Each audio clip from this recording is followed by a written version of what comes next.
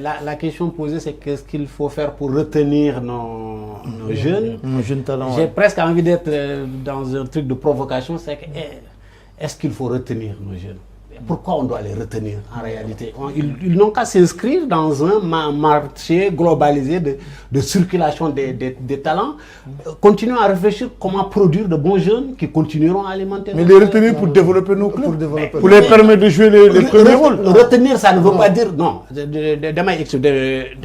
Postulat de base, moi, on est tous d'accord qu'aujourd'hui, parce que je ne veux pas revenir sur ce qu'ils ont dit. Le constat, il est là, c'est que nos clubs, notre football n'a pas d'argent. Il n'a pas d'argent. Donc, à partir du moment où on dit oui, il faut trouver de l'argent pour notre football, on a répondu à la question. Donc, pour retenir nos jeunes, il faut avoir de l'argent dans notre football. Donc, maintenant, je veux dire qu'il faut même aller au-delà. Est-ce que le simple fait de pouvoir retenir nos jeunes nous dédouane de cette obligation d'en produire encore et encore? Du tout. Parce que ce qui arrive aujourd'hui dans notre championnat, il a parlé tout à l'heure de l'exemple de Oumar Seck.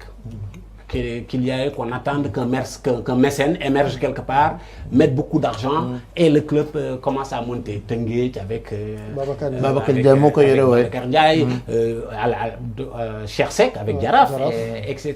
C'est des exemples comme ça. Aujourd'hui, notre modèle économique, il est basé exclusivement sur la vente des joueurs. Les clubs n'ayant pas de ressources, si on se débrouille à l'état actuel des choses, à imaginer, à dire, ok, les clubs, pour qu'on puisse exister en Afrique, il faut que les clubs gardent leurs joueurs extra. Mais ils vont mourir. Ils ont besoin de cet argent, du départ de ces joueurs pour pouvoir continuer à la mécanique. Donc voilà pourquoi je dis que travail, ça doit s'inscrire sur la durée. Aliou parle un peu des 5 prochaines années. Bakary, depuis le football est professionnel. Non, mais depuis que le football est professionnel, ce football professionnel ne produit pas suffisamment de ressources. Est-ce que ce football est professionnel? Est-ce que ce football est vraiment professionnel? Juridiquement, il est professionnel. Juridiquement, il est professionnel. Mais il n'y a pas de mesures d'accompagnement alors. Mais non. Encore une fois, c'est ma deuxième étape de raisonnement. Ce serait pas normal de dire que l'État doit financer le football professionnel. L'État ne peut pas. Ne doit pas. Parce que c'est des entreprises privées. Mais l'État peut accompagner en créant un cadre qui permet à chacune de ces entreprises-là de pouvoir se mouvoir et de pouvoir se développer. Mais ce cadre existe. Non, il n'existe pas pour la bonne et simple raison que sur les 10 ans d'existence, ce que l'État devrait... Oui, quand on est à la 15e, je te parle juste en prenant les 10 dernières années, l'État n'a jamais mis un gros montant consistant qui leur dirait, écoutez, dans la parafiscalité, je dis ça, je dis rien. Aujourd'hui, toute personne qui achète un timbre, 2 francs sont reversés dans le développement du sport ou du football au Sénégal, par exemple. Le football professionnel? Oui, le football en général. Pourquoi? Le football professionnel, le football amateur, c'est eux qui constituent le l'argent peut aller au football professionnel, mais le football amateur, je ne suis pas d'accord. Non, c'est ce que je suis en train de te dire.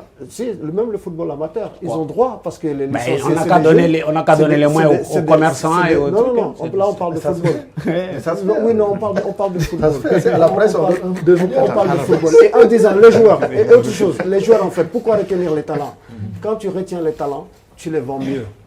Parce qu'un joueur qui a fait une saison, qui a été bon, combien nos joueurs coûtent? La plupart, à l'exception du jeune qui a signé à Chelsea pour presque 2 milliards, les plus gros talents de ces dernières années ne sont pas partis à plus de 250 000 euros. 250 000 euros. Si un club, aujourd'hui, arrive en phase de poule de la Ligue des champions africaine, chaque match joué peut te rapporter 400 000 $. Chaque match joué. Tu fais 6 matchs, 6 x 4, 24. Tu as 2,4 millions de dollars. Avec 2,4 millions de dollars, avec de l'argent, tu peux assurer au moins le budget de ton club pendant 3 ans. J'étais en train de développer. Ce que tu dis là, pour moi, est contestable. Ce n'est pas parce que tu es resté une année de supplémentaire que tu deviens plus cher. Tu deviens meilleur joueur. Non, c'est pas évident. C'est pas évident.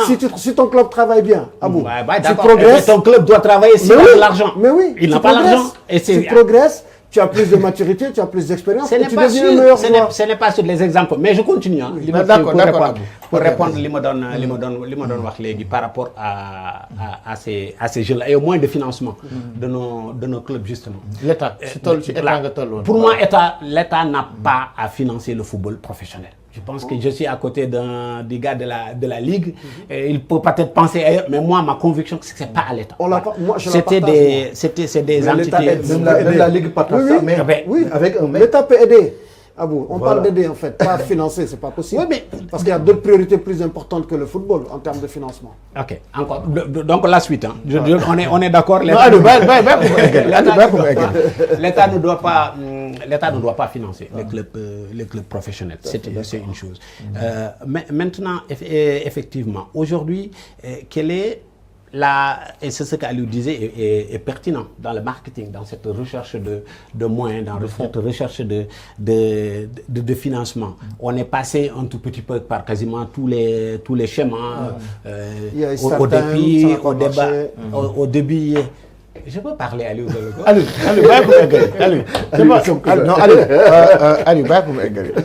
vas-y, je te coupe plus. Non, d'autres le couper. Non, mais vraiment, je pars de là, de tout marketing et tout ça, recherche de moyens. Pour moi, c'est vraiment très, très pertinent. C'était une bonne base. On avait vraiment bien démarré. On est passé de l'étape, un peu partout en Afrique d'ailleurs, de l'étape où c'est l'État qui donnait les moyens, qui créait des clubs quasiment, clubs nationaux qui ont gagné des titres un peu partout. On est arrivé à l'étape où les clubs, ce sont les sociétés qui finançaient les clubs. On est arrivé à l'étape où des mécènes, voilà. C'était pas trop développé au Sénégal, mais en Afrique, c'est le schéma global.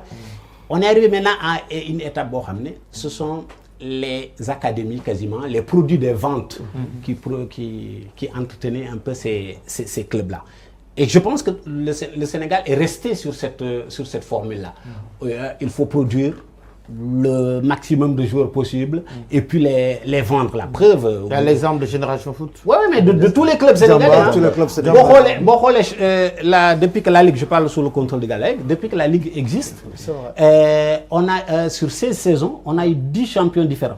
Il n'y a aucun club qui a gagné 3 fois le championnat depuis que le championnat existe. Et à chaque fois, on le voit, le champion du Sénégal, en titre, soit il est relégué ou relégable l'année suivante. Donc, ce qui veut dire que les clubs, ils peuvent monter très très haut, mais c'est pour vendre le maximum derrière.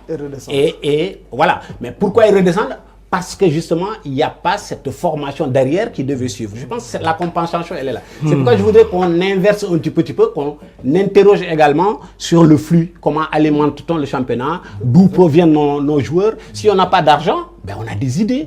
Essayons de développer ces idées. Et directer le club privé. Ah non, si, idée moins de faire les bancs. Pour moi, à un moment donné, comment je peux considérer, comme pour revenir sur Aliou disait tout à l'heure, sur une saison, un club, mais ils sont très forts, il y a des jeunes à tous les niveaux, ils sont champions, l'année suivante, ils perdent 5 ou 6 joueurs, ils deviennent un relégable. Mais comment ce club est alimenté?